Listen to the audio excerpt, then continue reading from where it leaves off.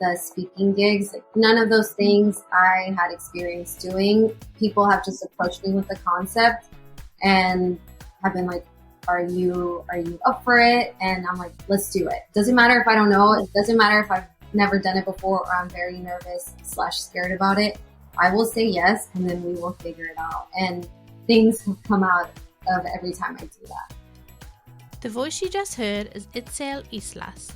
Itzel is a freelance graphic designer and illustrator originally from Tijuana, Mexico, now living in San Diego, California.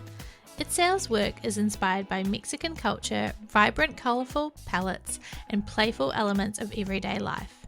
Her mission since 2016 has been to create a positive, bicultural impact through design. In this episode, you will learn the best products to start selling first, top tips for promoting your Patreon, what you need to focus on when it comes to choosing new products to sell, whether launching collections is the way to go, ideas for growing your brand outside of social media, and so much more. Now, if you are ready, let's start the episode and talk to Itzel. Hello, everybody, and welcome to the podcast, and welcome to Itzel. Hi. Thank you so much for having me. Thank you for being here. Okay, so the people who are listening will have heard a little bit about what you do now, but I want to go back a little bit to where you have started, where you did start, and learn a bit about how you got here. So I did a little bit of research and read some other articles and other interviews you've done.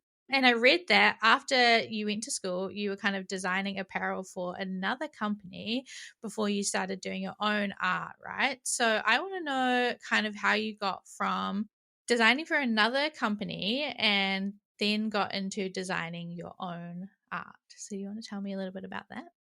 Yeah, so pretty much right after college, I got a job designing apparel. I actually worked at 2 different companies designing apparel. The first one I was there for like a year-ish or so, and then my second job, I was there for almost 8 years. And so it wasn't towards, I don't know, the end of it, maybe the last 4 years, that I started just making things outside of work for fun, because I did have a, quote unquote, really fun job at the time. I used to design apparel for brands such as Disney, Star Wars, Marvel, and it would sell at big retailers like Urban Outfitters, Target, Walmart. But there's only so much you can do with Mickey. So after a while, even though that was, seen as a fun job, I started wanting more and feeling restricted. And so after work, I would start doodling. I'm a designer. I'm a graphic designer. So I started playing with illustration a little bit more. Started an Instagram account just to doodle, to have like a digital sketchbook. And little by little, I started seeing a good response. And I didn't think anything of it, but after a year went by, and I was like, I'm getting a really good response from people. I feel like this could maybe go somewhere. But I didn't think too much about it. I had a stable job. And then it was towards the end that I was like, you know what? I really feel like this could be something, because by now I did have some people reaching out to me and asking to do freelance work with my style. And obviously after posting every day, it really helped me refine what my style was, or I guess create what my style is today. And it wasn't until the pandemic, it was 2020, and I remember 2019, I was like, all right, this is it. I'm gearing up. I'm going to quit. I'm going to do it. I feel like this could work. I saved up some money. I'm just going to go for it and see what happens. And obviously I was just scared to do so. I didn't fully, I was like, well, what if? I don't know. I'm not sure. So I was scared. And then the pandemic hit, and I was like, there's no way I'm leaving my job. I need the same income. I need to have health insurance. At the time, everyone was scared. No one knew what was going to happen. And there was one morning I remember very clearly. That time was super stressful for me. And they had laid off a bunch of people at my job. We had a really small art department, and they kept being like, you guys better step up or you're also gonna, like, we're also gonna fire you essentially. And all these things. And I was just so stressed. We were cranking out so much work. I remember making about 10 to 12 designs a day. And yeah, it was just nonstop. And I remember not being able to cope very well. Like that stress was getting to me, plus the stress of the pandemic. And I remember one morning, I just started having panic attacks. And at the time, I had no clue what a panic attack was. I had never had one before. And it went away, and I was like, whoa, what? That was so scary. What was that? I don't know. And then a few hours later, another panic attack. And I had like a series of, I believe, 3 panic attacks that day. And then I was feeling so sick. I didn't even know what was going on. I was like, there's something wrong with me. I don't know what I got, but I caught something. And I remember going to the doctor, and they basically told me I was suffering from acute stress. And in that moment, I don't know, it just hit me like, what am I doing? What is going on? And even then, I was really scared to quit. I remember just like, I was bedridden for a few days. I would shake when I started walking. Like, my health was in really bad condition, which made no sense. I was like, how did this happen? This is wild for me to comprehend.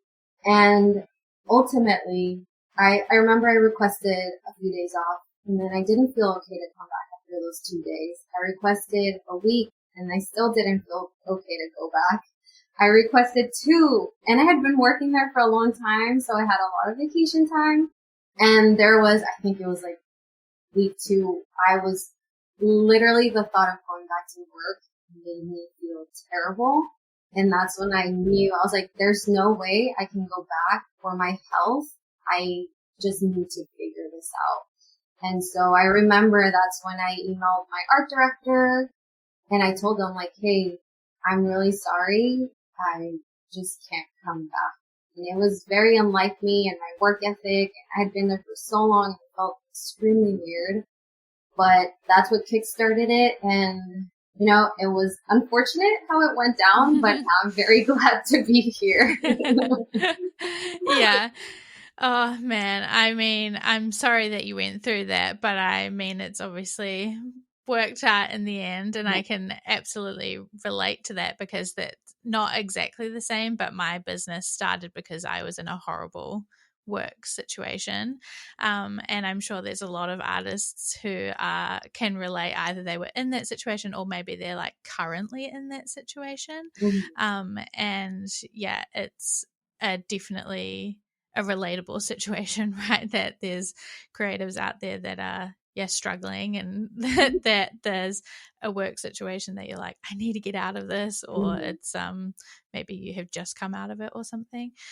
But yeah, it's sort of that sometimes you need that push or that some kind of situation to be like, okay, this is the time, I guess, whether I wanted it to be or not, whether I was planning for it or not, to push me into this new direction, this I guess time to leap into my own thing. So was that when you officially started Yay Itzel, or was it did you become that brand at a different point in time?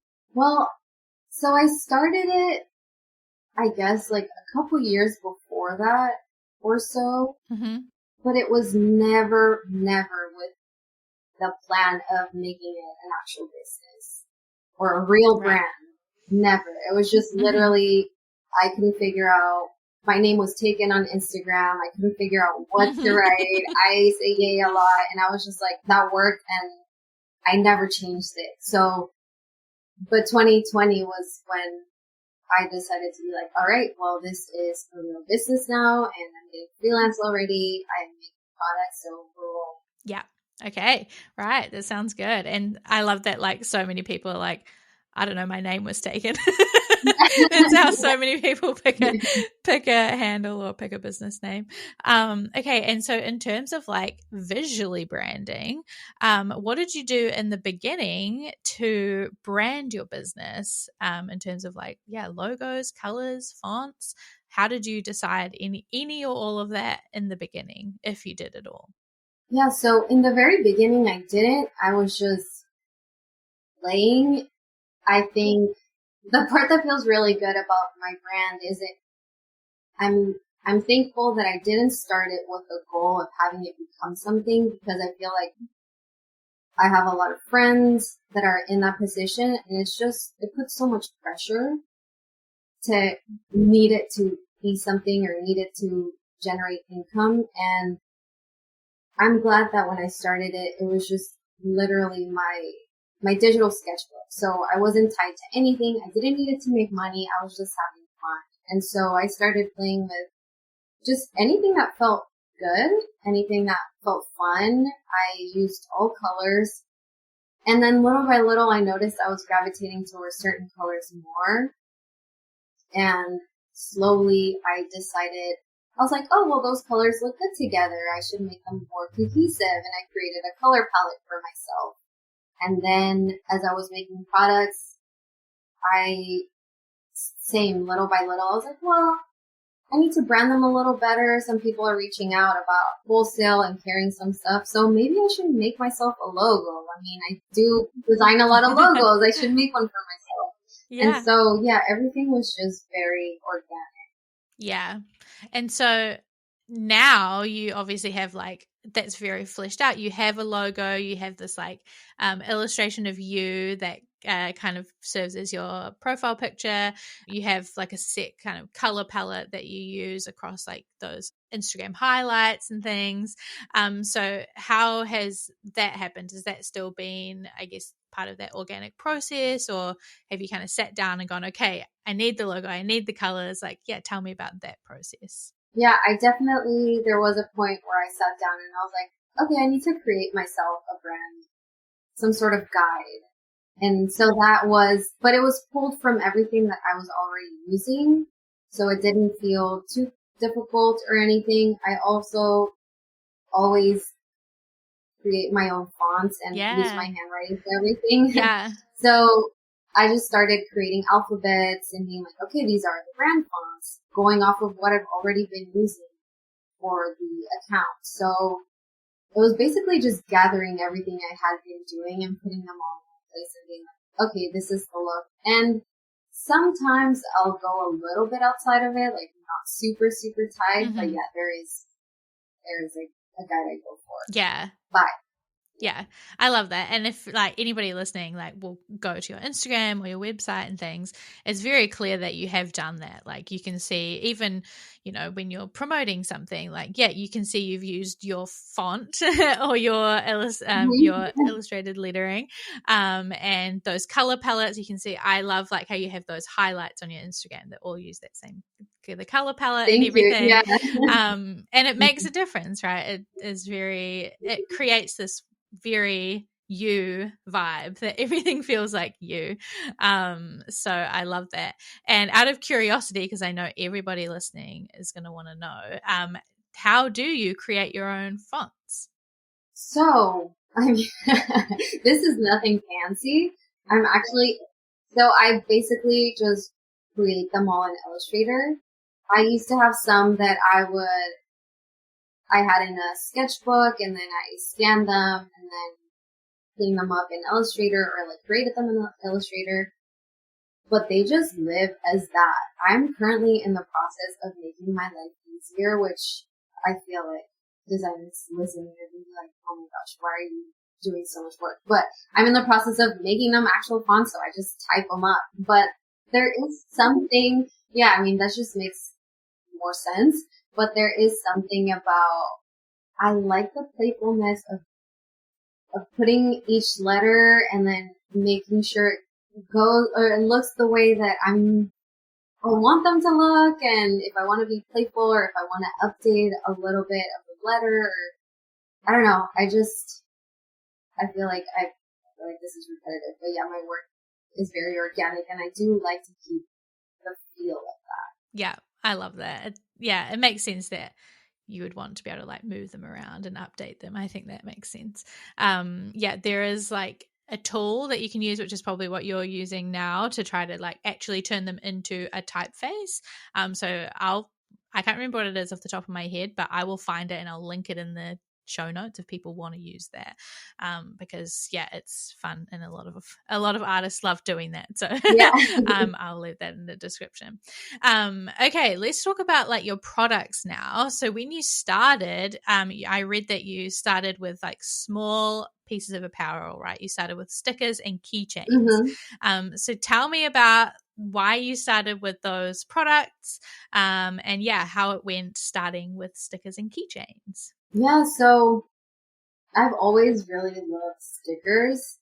Ever since I was little, I used to collect them. So that was my first product, and it still is a very big part of my shop, just because they're so fun to me. And I always, always, always recommend people when they're like, what should I get started with? Or how should I start my shop? I'm like, start with stickers. I cannot repeat this enough.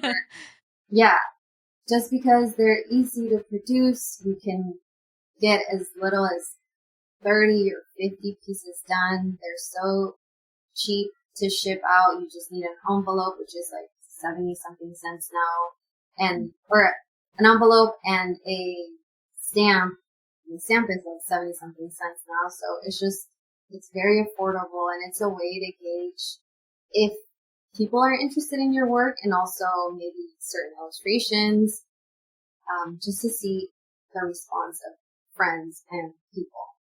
And so, that was definitely what I started with. And it was also pins at the time, which I don't work with those anymore, but it was like stickers and pins, and then it changed into keychains.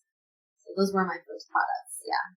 And you still do, like you said, stickers now, right? So Yes, you have a sticker club on I do. Patreon, which is so cool. I think a lot of artists obviously use something like Patreon, but maybe not necessarily a sticker club. But how have you found has been the best way to promote a Patreon? Because I feel like, as I said, a lot of artists have a Patreon, but maybe don't know how to maybe feel like convince people to sign up to a Patreon. But how have you found is the best way to talk to people about your Patreon and promote it? Yeah, so I basically I like to take photos of the envelopes before I ship them. I think that always looks so fun. I like to take photos of the stickers themselves and let people know. I don't do anything fancy really. Sometimes I'll create videos and post them on Instagram, so make a reel or make a TikTok, just me shipping or me packing and then shipping, me walking to the mailbox. Just really nothing too formal or nothing too fancy, but just showing people what I do, because a lot of times, a lot of people aren't aware of what Patreon even is or what a sticker club means. So what I've learned with doing social media is you literally have to show people exactly what it is you offer, what it is you do for them to understand. And, people want to know what they're spending their money on. So I do like to show the process. I do like to be very clear with what you get. I'll make a story and be like, hey guys, there's a couple spots open. Here's my link. And that's worked out so far. Yeah, clearly. Yeah. So it's definitely the idea of like show, not tell. Like Definitely. You can tell people like, hey, I have a sticker club, but that maybe doesn't mean anything. But if you show them this is what a sticker club is. This is what you get. This is what it looks like. This is literally me shipping your sticker club envelope. That helps a lot. Yeah, do you want to explain for maybe people listening if they don't know, what is a sticker club, what goes into it, if you wanted to do your sticker club of your own? What kind of, Yeah, so I know every artist does it their own way, and some people do prints and postcards and all kinds of things. For me, it is I ship out a sticker monthly. I design a different sticker every month, and that sticker will ship out to my Patreon subscribers. And I also include a handwritten letter, and then I just have a lot of fun with the envelopes and the stamps. First, I like to give myself extra work, so it's always a different envelope, a different stamp, and different stickers to close the envelope. So just little details, but people seem to really appreciate that. Yeah.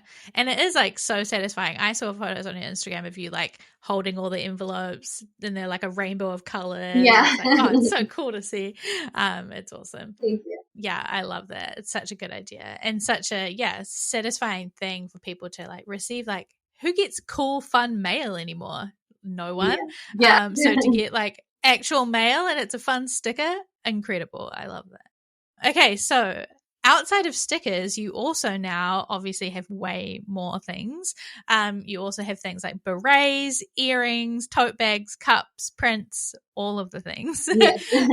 How do you decide what new products to add and kind of weigh up whether it's going to be a good product, a profitable idea, like that kind of thing?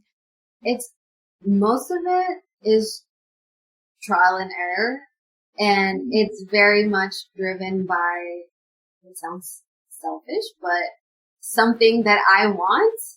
So yeah, because a lot of people, I feel like maybe I should be more that way, but I'm not really driven by like, oh, you know, what's trending or what people are wanting. It's more like the things that I wish I could find at the stores and I'm not seeing. So like a beret with pan dulce, I've never seen that. So, and I want one. And that's what made me want to make one. And it's been really cool because putting out these products that feel like a need for me and then seeing other people feel the same way has been super fun and exciting. So I think that, and at this point, I do know, for example, people really like my reusable tote bags, and that's personally, it's the product that I use the most out of everything in my shop. So I will create products that people tend to really like. Yeah. But I think that's a great way to look at it, right? If you are going to follow what everybody else wants and what is trending, you're probably going to blend in with what everybody else wants and what everybody else is doing. Whereas by doing what you want and what is inspiring to you and what you wish was out there, you're going to stand out. And also like people follow you for you, and they follow you because they like your work and what you're interested in and your unique way of looking at the world. And, you know, that's what I think people love about you is like, you know, you have so many like unique like foods that you love and like all these different things that you put on your art, and that are like unique to like Mexico and like all these different things that are so you and that other people can relate to as well. So it makes sense that you're like, well, I want this thing with this thing on it, not that thing, not that thing that everybody else has. So yeah, that makes a lot of sense. Yeah, and it's also, I mean, I basically wear all the hats and I have to do the marketing, and I want to feel good and excited about the product that I'm trying to sell to people. Exactly. So I want to believe in it, and I think everything I make, I truly believe in the product, and I can sell you it because I know what makes me excited. I don't think it would be as genuine if I was just creating it based off of what is trending. Exactly. So speaking of which, you have just released a collection of axolotl related things, which I am partial to because I love an axolotl. And I wanted to ask you about how you've released this as a collection, right? And so some artists maybe don't release things in collections. They just release individual items. But this specifically, and maybe previously before, you've released as a collection.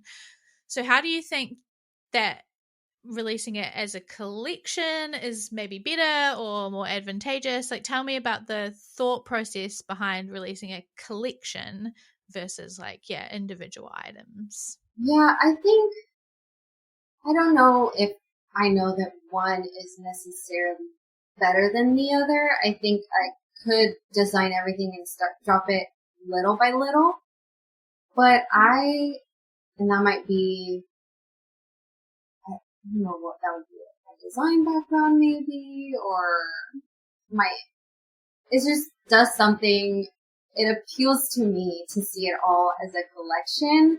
I just like the cohesiveness. I like to have a little group, and I feel like that's something I would gravitate towards if I'm going to a shop or something along those lines. So I think that's why I create as a collection. And it depends. Like sometimes I'll put out a single sticker, but normally I start noticing that I'm making things all based on a theme. So I like to wait until I have a solid little group of like 4 to 8 things and then just release them as this special thing. Just, I guess, yeah, it feels more special to me. Yeah.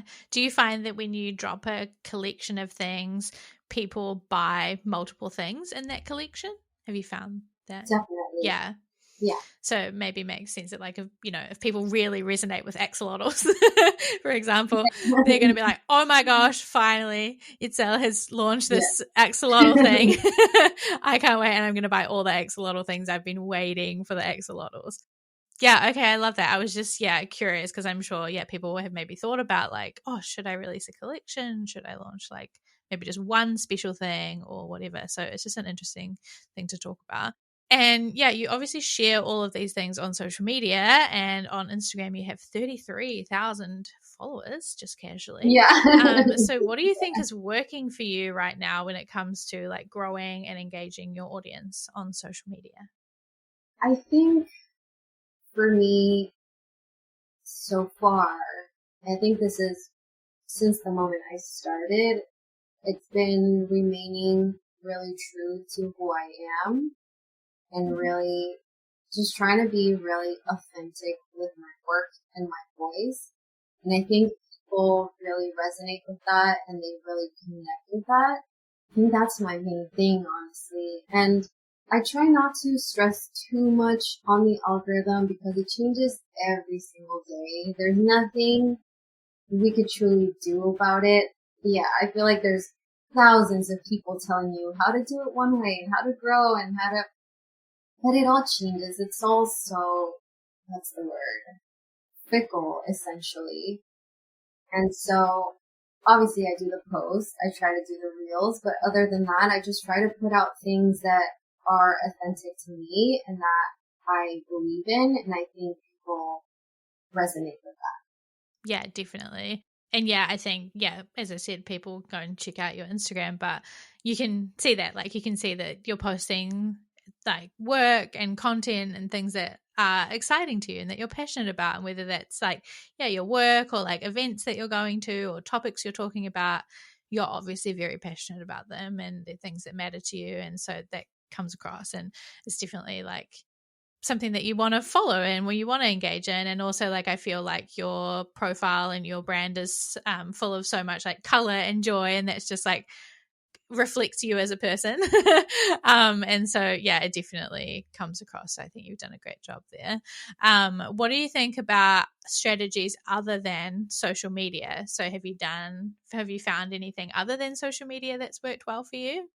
Yeah, I like to do a lot of in-person events. Yes, I did notice that. Yeah, I like to be a part of the community. And so I do a lot of in-person pop-ups. I like to curate different events and find ways to involve other people in the community that I think are doing really cool things. I create events with the idea of what would be the perfect event that I would like to see. And it mostly always involves design, coffee, and treats. Yeah. So I like to put that together. And then also I've been doing artist meetups lately. And so all of these things have been a way of, I guess, exposure without even really thinking about that. But people that didn't know my work might come across my work. They might walk into the shop that day and see my products or attend the artist meetup without even knowing who I am. But after that, they start following me. And so I think those have been non-social media ways that I've been growing. Yeah. Yeah, I definitely noticed it when I was looking at, like, on your Instagram, just to like research from this. I was looking at your highlights and I was like, wow, you've done a lot of like workshops and speaking at like conferences and events and like things like that. And I think that's such a, yeah, like you said, smart way to put yourself out there without like showing your work. It's like, Mm-hmm.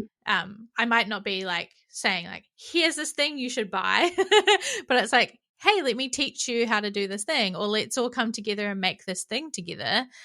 And by proxy, you'll get to know me, but I'm not necessarily saying like, buy this product. So, Yeah.